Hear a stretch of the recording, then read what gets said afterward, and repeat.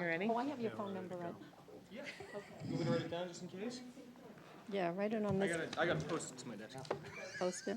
Thank you. Crown Street parking right? You ready? Let's call the meeting of the Finance Committee to order on April 18th, 2018. Would the clerk please call the roll? Alderman O'Brien. Alderwoman Shoshana Kelly is here. Alderman at Large Brennan Laws. Here. Alderman June Karen. Here. Alderman Harriet Gathright. Here. Alderman Gidge. Alderman Schmidt. And no other aldermen are present, I don't think. First item is public comment. Are there any members of the public? It appears not, who want to talk with the committee. We'll go on to communications. Alderwoman Kelly. Communication from Mayor Jim Donchis regarding McFarland Johnson Contract Amendment Number 4 for 25 Crown Street Park and Ride Project. Discussion? Oh, you have to make a motion. Accept and place on It says, file. there being no objection, Mayor Donchis has accepted the communication and placed it on file. Oh, okay. There being no objection, we'll accept the communication and place it on file. All right. Next. Communication for Mayor Donchis regarding DATCO Contract Amendment Number 2 for transit vans. There being no objection, we'll accept this communication and place it on file. All right. Communication. Alderwoman Kelly.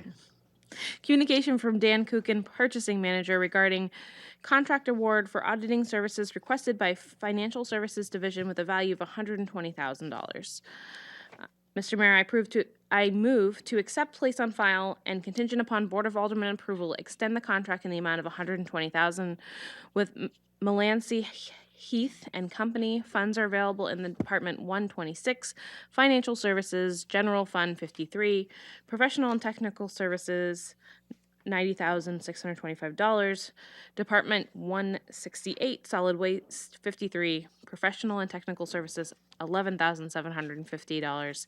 And Department 169, Wastewater 53, Professional and Technical Services, $17,625. And Mr. Griffin is here. If anybody has any questions, or maybe just come up just in case. I want John? to note for the record that Alderman O'Brien has. Pleasure to be here. Is there any discussion, questions on this motion?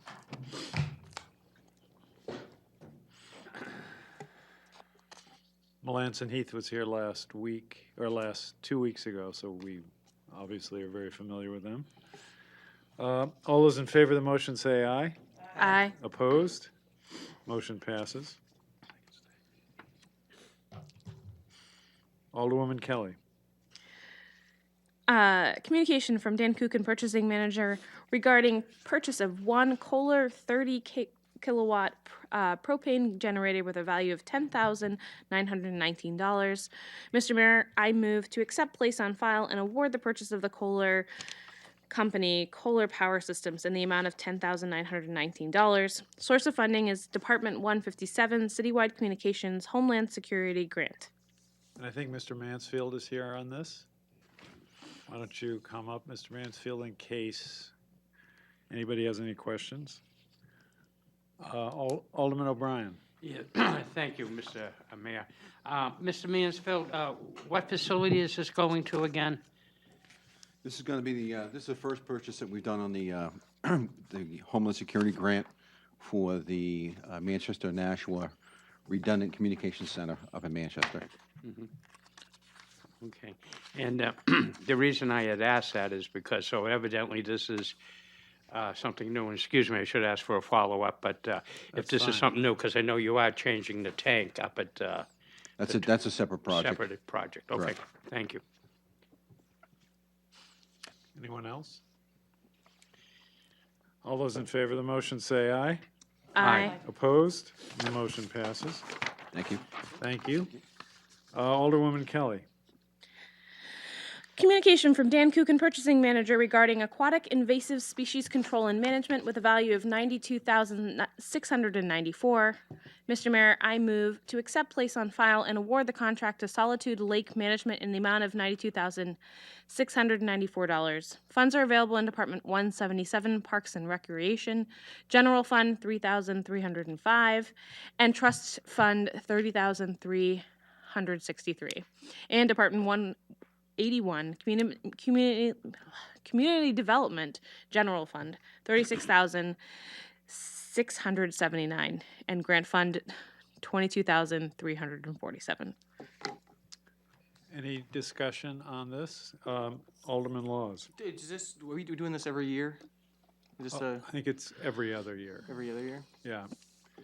Madeline Minot, I'm not sure you've met her, but she's the river specialist, and she manages this, and there are a number of projects that have taken place in the past. The idea is to try to keep the river clear of invasive species. There's been a very good job done on the water chestnuts, mostly through physical pulling, but then that opened the river up for this other species that has now come in. Milfoil, is that the name of it? Yeah. Yes. Alderman O'Brien. Yeah, a question to you, Mr. Mayor. Do we get any help from the state with this particular problem, such as the use of perhaps maybe divers or something to do harvesting or anything like that, or? Well, the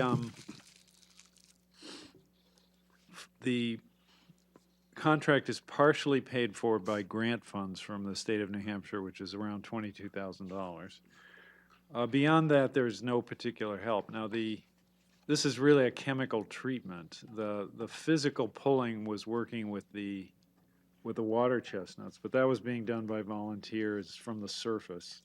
This is an herbicide. Mm-hmm, mm-hmm. So we get that 22,000, but that's it.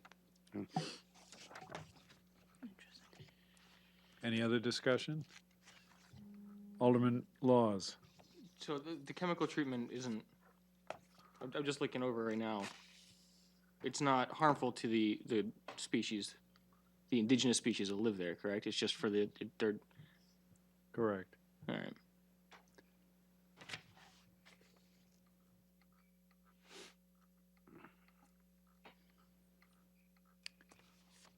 Anyone else?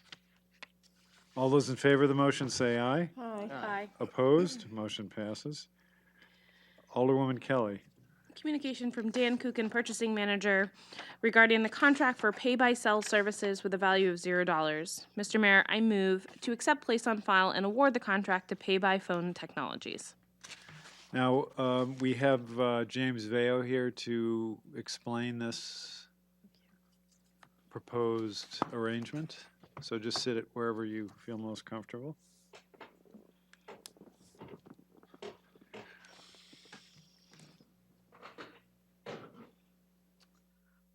Hi, thank you for having me. It's James Veo, Downtown Specialist for the Economic Development Division. I'm here provide you a brief description of the contract before you with Pay by Phone, which is for a mobile cell application service to pay for parking meters in downtown Nashua. Essentially, it was identified about 24 months ago. It was identified through public outreach in the Downtown Improvement Committee that it would be of convenience if the city had additional methods and alternative methods to pay for parking at the existing city parking meters. Currently, a majority of our meters are coin meters, and they accept a rather obscure prepay card that you can purchase at the Nashua Public Library. It's not highly utilized. Pay by Phone basically offers a digital alternative to the lack of credit card functionality of our corn meters, and is accepted anywhere where we charge for parking by the hour. Pay by Phone is an application that would sit on your Android or iPhone smart device. It could be a tablet, could be a computer, frankly. The application keeps track of your information about your vehicle registration and also keeps track of information about your credit card payment methodology. And then when you arrive in town and you seek to park your car at a metered space, instead of having to take out coin or your credit card and physically walk to the meter, you would just punch in a 4-digit code that would exist on a decal on the side of all of the existing physical meters, and signage where there's no meters, such as on Main Street, we have the pay station, or the garages, which have a pay and display station. And the sticker, the decals will have unique codes based on what part of the city, what zone you're parking in, and what lot you're in. So if you're parked in a Spring Street lot, you might have code 1234, and if you're parked in Main Street, it might have code 1112, and thus we'll be able to collect a significant amount of data about where people are parking when, and we'll be able to use that data to keep track of who's paid and who hasn't paid at the various metered locations in downtown Nashua. Questions? Alderman Laws. How soon after we approve this would it be going into effect? I'm currently working through a project schedule with the staff at Pay by Phone, and the target is to roll out this service the weekend of June 2nd. I can't commit to that, but that is currently what we're working towards. And that essentially involves resolving the coding of the various decals, ordering the decals, and having our parking maintenance staff apply the decals to the several meters that we have in the city. Once that happens, Pay by Phone will implement, and they'll pay for and implement a pretty robust marketing campaign. Imagine when you open up Facebook or you're browsing the web, you will see advertisements to sign up for Pay by Phone.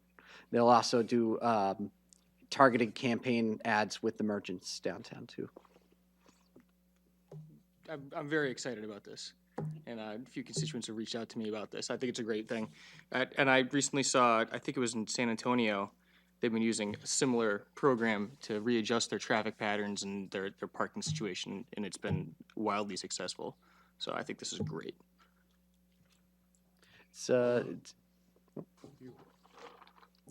Thank you. Alderman O'Brien. Thank you. Mr. Veo, is this going to be an upgrade to our current kiosks, like on Main Street as well, too? That they'll be able to use the Pay by Phone there? So they'll be able to use the application on their cell phone to pay for parking anywhere we charge for parking. Anyway, And so, but that doesn't require any physical investment in the space. okay, So the kiosks will stay the same. You'll just have another method to pay. to pay. Follow up to? To enhance this, is there perhaps a chance of interoperability with other communities? Is this a popular type of a company we're choosing to go with, so that our citizens, such as the example Manchester perhaps or something like that, can use the cell phone technology there? That's a great question. Yes, one of the criteria we use to determine, one of the criteria we benchmarked or asked for information on for the RFP was regional adoption of that application. And so there are a couple of different companies that compete in this market. Pay by Phone is one, Park Mobile is another, and Passport Parking is a third. And so these are the most adopted applications for paying for parking regionally within the Northeast. I think Park Mobile may have slightly more adoption than Pay by Phone, but needless to say, if somebody in the Boston region is coming up here, they will be familiar with this system. Anyone else? If not, all those in favor of the motion say aye. Aye. Opposed? The motion passes. Contract is approved. And thank you very much. Thank you for your time. Alderwoman Kelly.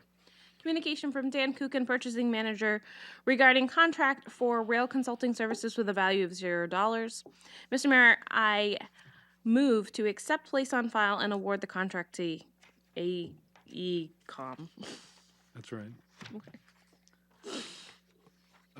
And Director Tim Cummings is here to discuss this.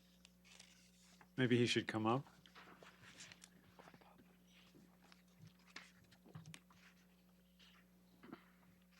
And give us a brief overview. Yes, Mr. Mayor, and through you to the committee, my name is Tim Cummings. I'm the Director of Economic Development for the city. And what you have before you is a contract which is a zero fixed fee on a per scope basis, which we are hoping to bring in the consulting services of AECom, and in particular, the former general manager of the MBTA, who's the project manager, Frank DePaula, to provide us expert strategic counsel as we move through the conversation relative to bringing passenger rail here to Nashua and the state of New Hampshire, whether that's through the public option or through the public-private partnership and the memorandum of agreement that we have in place with Boston Surface Rail Company. We are looking to retain AECOM's at this point in time because we expect either with Boston Surface Rail Company in particular, that we may be needing to get some documents reviewed and to have special advice on differing aspects to make sure that we position the city of Nashua appropriately and we protect our interests as we're moving forward in that conversation. Within the city itself, we don't have that internal rail expertise, and that's why we wanted to bring in this outside counsel to help us, guide us in that conversation. And so we developed a contract that basically will allow us to enter into scope-specific tasks and deliverables that will need pre-approval. This money was escrowed was set aside in the fall during the escrow process for not to exceed $100,000. What I would submit to you is I will come back to you, on a regular basis, $10,000 or $25,000 into this contract and give you regular updates. Questions? Alderwoman Kelly. So this consultant, thank you, Mr. Mayor, is going to mostly focus on the private sector or both, and how is that going to play out? I can't speak to how that's going to quote unquote play out because that's, beyond the city of Nashua relative to the public option. But what I want to make sure is the city of Nashua has retained counsel to help us specifically for the Boston Surface Rail, because that's our public-private partnership that we're spearheading at the local level. But I think having, if we're retaining the services and the conversation in Concord continues to unfold the way it is, you would be good to also have, someone that we could turn to that would have Nashua's interests in mind as the, Concord is working through that issue as well. I think it will be just a value add. Okay, thank you. Any other discussion? Questions? All those in favor of the motion say aye. Aye. Aye. Opposed? The motion passes. Thank you, Mr. Cummings. Thank you. Now we have Mr. Dukran, city engineer, here on the next couple of items. Alderwoman Kelly. Communication from Dan Kuchen, purchasing manager, regarding Amherst Street and Broad Street sidewalk repairs with a value of $414,265. Mr. Mayor, I move to accept, place on file, and contingent upon Board of Public Works approval, award the contract to Leighton A. White in the amount of $414,265. Funds are available in Department 160, Administration and Engineering, General Fund. Mr. Dukran, would you please summarize the work that's going to be done pursuant to this contract? Yes, thank you, Mayor. So this is a project to do two things. One is to construct a sidewalk between the Somerset Parkway and the entrance to the Somerset Plaza on Amherst Street. We want to get our sidewalk done. We had some money given to us by private development to do that, and we want to get it done prior to paving the street. And the other part of the project is to construct or reconstruct handicap ramps on Somerset Parkway, Amherst Street, and Broad Street, 3 streets that are part of a paving program funded by the federal highway. And it is required that handicap ramps need to be ADA compliant prior to paving the street. So we took the opportunity to move ahead and get this contract in place so that we can pave the streets later on. We are preparing bid documents to put that paving program out in the next couple of weeks. Discussions? Alderman O'Brien. Yes, one of the little historical highlights there is the old horse fountain that's at the intersection of Amherst and Broad Street. And I would imagine that we're going to take great care to make sure that that little gem stays there. I think it was purchased historically by the children of Nashua to the four-legged friends. So it's, I go by and comically think of a bygone era when the horse used to go and have a drink there. So Right. I'd like to make sure that it's still in a prominent position. Yes, we'll make sure that with the isn't work touched. going on. We'll avoid the fountain. Alderman Laws. So yesterday, beer with the mayor, one of the largest concerns that we heard about were pedestrians not having bike paths. Is that something that we should consider before we go ahead with this project? That, I mean, because one of the problems with Main Street is that we didn't consider that before we put in the sidewalks, and now people wish that there were bike paths. Okay, so Might be late to the game, I'm sorry. all right, just to understand what the project is. So there are existing sidewalks, and the requirement is that all the tip downs, handicap tip downs, existing ones have to be built to ADA standards. So it's a reconstruction of the tip downs. This project itself is not touching the street itself, the pavement. If you were putting in a new sidewalk altogether, consideration should be given, like you're saying, can you widen the street to put a bike path or a bike lane prior? Because this project is primarily tip downs, existing ones. We wouldn't be considering that at this point. Thank you. But we can address that idea later on when we talk about paving, because we are repaving a lot of streets, and, could we till we get to the next item? That's the next item. Yes. Any other questions, discussion on the sidewalks? All those in favor of the motion say aye. Aye. Opposed? Motion passes. Alderwoman Kelly. Communication from Dan Kuchen, Purchasing Manager, regarding 2018 paving program with a value of $6,727,834. Mr. Mayor, I move to accept, place on file, and contingent upon Board of Public Works and Board of Aldermen approval, award the contract to Newport Construction Corporation in the amount of $6,727,834.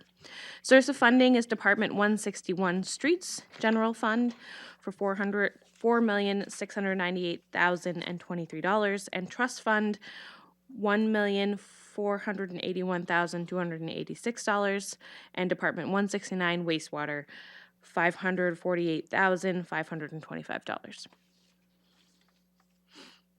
Mr. Dukran, you want Okay. to summarize this? Yes, so this program is one of the largest regarding paving that we have ever undertaken.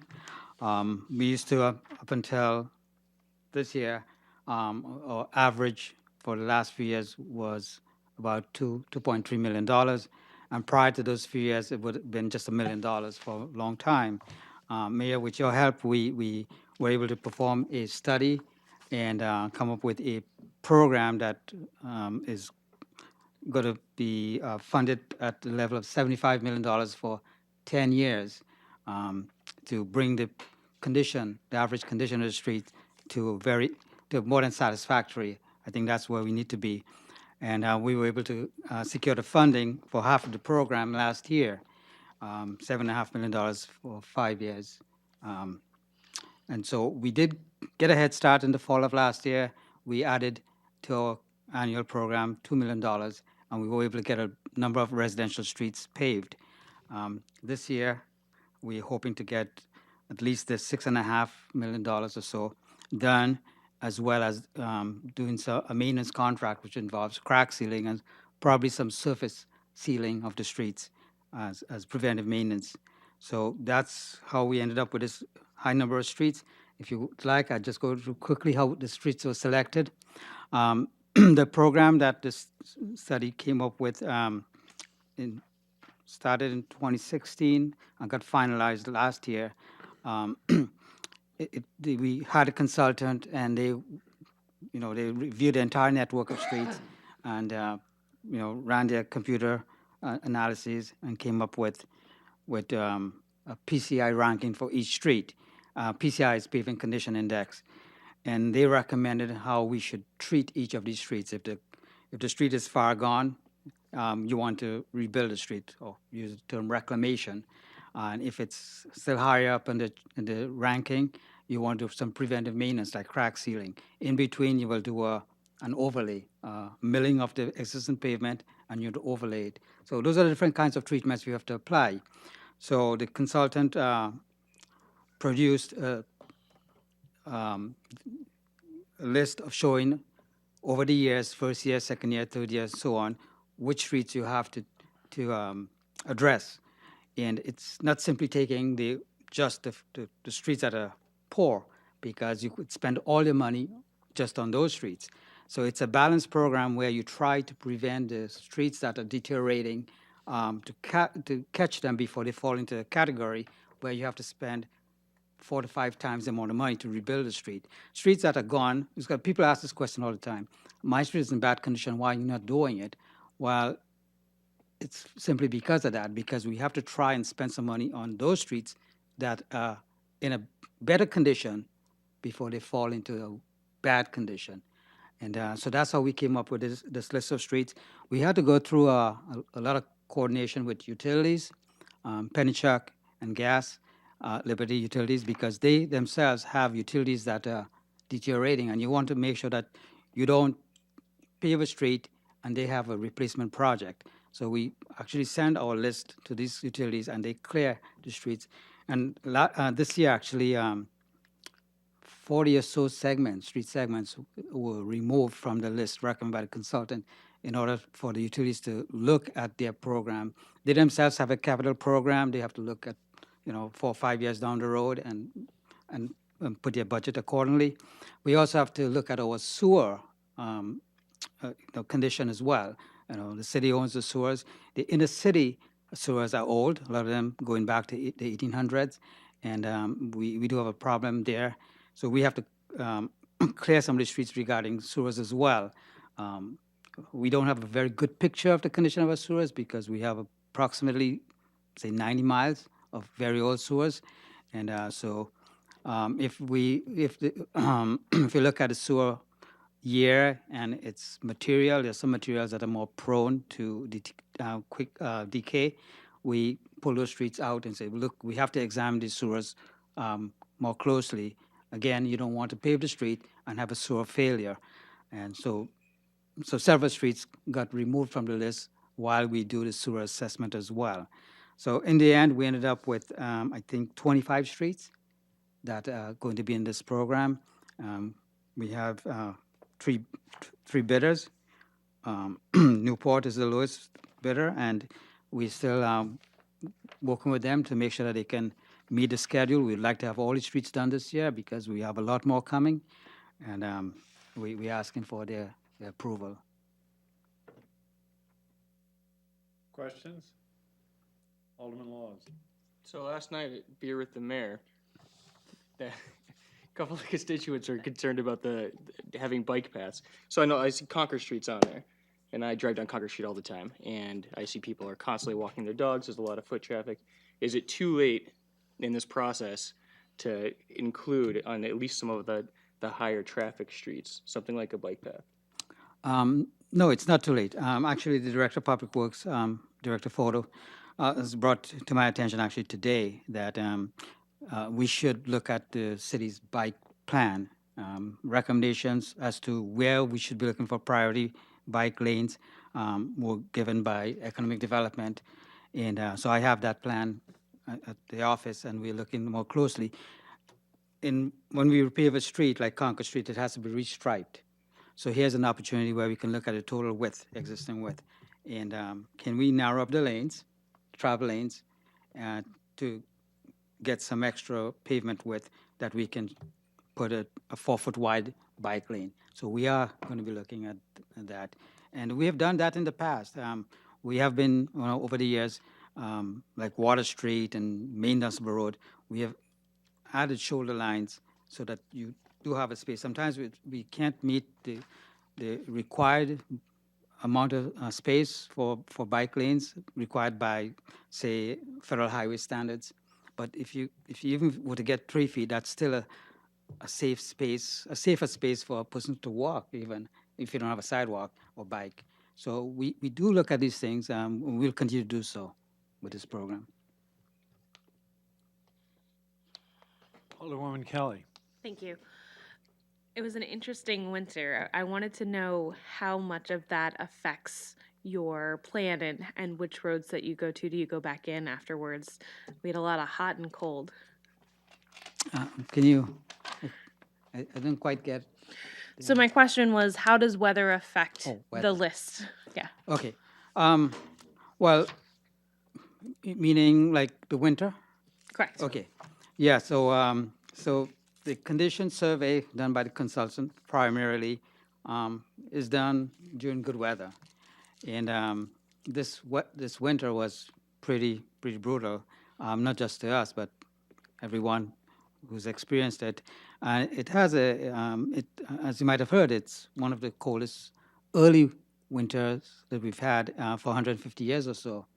And so whereas a certain street might have been in very acceptable condition prior to winter, now it's gone beyond, what we expected. And in this case, it might be too late to go back and reprogram that street because we already did all the utilities and so on. They have looked at those streets. There's some of them that might be easy to incorporate, but for the the majority of them, we'll have to relook at the streets and then program them for the next contract. There are a couple of reasons why a bad winter like we've just had, how they affect the city streets. If you have a deep frost early on, and then you have a thaw like we had in February, what happens now, you have all this water that has nowhere to go because the ground is frozen.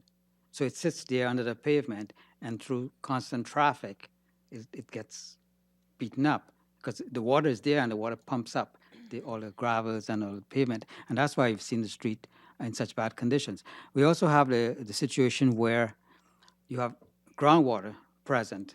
In some places in Nashville, like the southwest area, you have high groundwater. It's just inherent, it's just natural. And so this comes up in the wintertime and creates frost conditions under the pavement. So this is groundwater coming up. And that in itself, frost heaves in the street, that's primarily due to groundwater coming up within the gravels under the pavement, and then you see that bump in the street. And then we have a thaw again that melts, has nowhere to go because below it is frozen, and it breaks up the pavement. So yeah, winters are bad for us. But it's inherent in the climate, and we have to deal with that. If we were to build a street from scratch, you want to figure out a way of getting rid of groundwater. You also want to make sure that your streets are maintained throughout, that they preserve their shape, so the water itself can drain away to a catch basin or some facility that can take the water away. Unfortunately, a lot of our streets are old. They haven't been built to good standards, and a paving program by itself can't address those because there's not sufficient funds to rebuild the streets. It's more pavement management. So whereas we might be able to pave the street this year, it looks good for a couple of years, you have a bad winter, you're going to be back to square one. Alderwoman Kelly. If I'm someone who lives on a street that feels like it is now crumbling, is there a place for me to go and find that, I think you called it a PCI, is that correct? Pavement condition index, yes. Just as a regular citizen, I want to know what my condition of my road is. Is there a place that I can find that? I don't know if we have it available on the website, but we could arrange for that. However, I guess to let you know where we are with pavement condition surveys. So the company that we use is Stantec. The report that they produced in 2016 was based on another company's work done in 2015. And so we have some of that information that's old now. It's going to be 3 years old. So I don't want anyone to be misled into believing, their street is in this number. So last year, Stantec was able to look at approximately half the city streets, mostly in the southern area of the cities. And this year, we have already contracted with them to do the northern side. And so when they're done this work in a few months, we should have information that's pretty current regarding the condition index. And maybe that's the best time to make it available to the public. That'd be great. Okay. Thank you.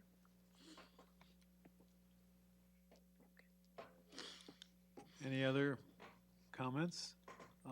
Alderwoman Harriet Gathright. Down under the sewer rehabilitation, it says 27, 2018. Does that mean that you did some of these? Yes, let me just take a look at that list. I think it's the last page. Okay. What that means, dear, is that the sewer work is already done. And these are streets that, the sewer program would have had to pay for to restore the street because of the sewer work. So we're using sewer funds to pave those streets. I think they've been identified. And so the sewer work is done. Now the paving program is going to come back and pave the street. Okay. That's the whole idea about separating those. They're funded differently. So those get paid out of the sewer user charges, the sewer fund, because as a result of the rehabilitation of the sewer, the street had to be torn up, and so the repair will be paid for out of the sewer fund in those 8 instances, as opposed to the regular paving bond. Okay. Thank you. Alderwoman Karen. Thank you.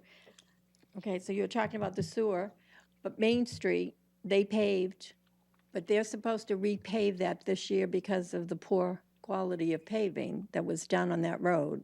Am I correct? That's not listed here, so I just want to make sure. Right. Okay. So what we listed here are just all streets that have to be paved. So that you're aware, last year under our regular annual program, we had a new contractor show up, and he was the low bid. We hadn't used him before. We did check references, and we got good references, but sometimes things don't work out. So this company paved several of our streets. We had 2 contractors. This other company paved majority of streets, Main Street included, and the pavement quality, the top layer, turned out to be poor quality. And it's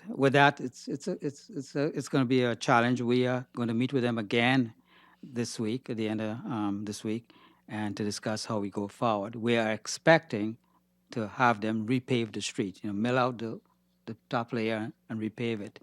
But it probably wouldn't go down without a battle. Alderwoman Karen. Sure, thank you. So when are we looking for this paving to start? I know the weather's been horrible. Are you looking for now May, start date for May, ending in September or October? Yeah, as soon as the contractor can bring his equipment and the weather will hold.